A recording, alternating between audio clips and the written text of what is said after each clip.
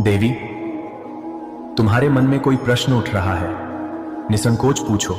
स्वामी, मेरे मन में एक प्रश्न उठ रही है। जो लोग सच्चे, सरल और नेक होते हैं, उन्हीं के जीवन में अधिक दुख क्यों आते हैं?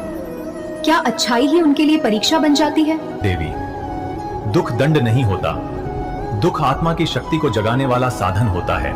अच्छे लोगों को इसलिए दुख मिलता है क्योंकि उनमें उसे सहने और उससे सीखने की क्षमता होती है।